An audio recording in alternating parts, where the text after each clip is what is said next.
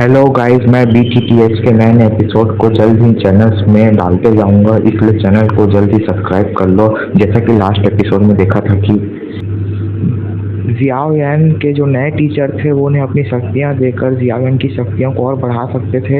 इस और वे जियाओ यान को अपनी शक्तियां दे देते हैं, जिससे जियाओ यान की शक्ति दाओ जोंग के 8 स्टार की हो जाती है, जिससे जियाओ यान को किसी से डरने की अब कोई ज़रूरत नहीं है। वो दूसरी फैमिली के जो लोग थे वो जियाओ यान की चिंता कर रहे थे, क्योंकि उन्हें नहीं पता था कि जियाओ यान की शक्तियां अब काफ़ी ज़्यादा बढ़ गई हैं, और वो दोनों लड़कियां भी जियाओ यान की चिंता कर रही थी। जियाओ यान अपने नए टीचर की पावर से बहुत सारे फायर के गोले बनाता है, जिससे उसे सामने वाले एल्डर के ऊपर उन सब गोलों को हमला कर देता है। जियाओ यान अपने नए टीचर की सोल पावर को पूरा अपने हाथों में लेता है और सामने वाले एल्डर को पूरी शक्ति से एक पंच मारता है, जिससे वो एल्डर वहीं पे चित हो जाता है। फिर वो एल्डर भी अपनी शक्तियों से बहुत सारे तलवार बनाता है और जियाओ यान के ऊपर हमला करता है। पर भाई जियाओ यान तो जियाओ यान, उसने बड़े बड़े लोगों को धूल चटा है, तो एल्डर उसके लिए क्या है। फिर जियाओ यान उस एल्डर को बहुत जोरदार एक पंच करता है, जिससे उस एल्डर की बची कुची शक्ति भी पूरे खत्म हो जाती है और वो एल्डर जमीन में गिर रहा होता है। जियाओ यान के एक पंच खाने के बाद वो एल्डर पूरी तरीके से चित्त हो गया था और जमीन में गिर रहा था।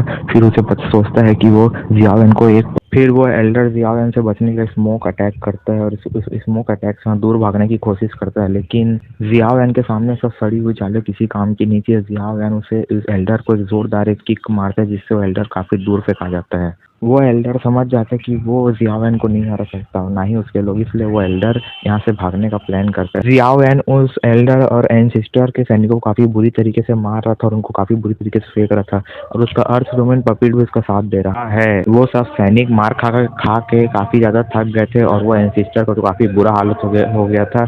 जियाओ यान ने उस एल्डर को काफी ज्यादा बुरी तरीके से इंजर्ड कर दिया था, जिससे वो एल्डर खून की उल्टियां कर रहा था और काफी ज्यादा इंजर्ड था।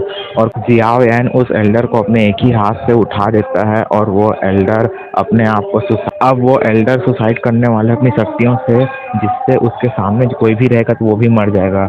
और वो एल्डर जब सुसाइड करेगा तो दाओ जोंग को कोई भी लेवल का वॉरियर भी मर सकता है।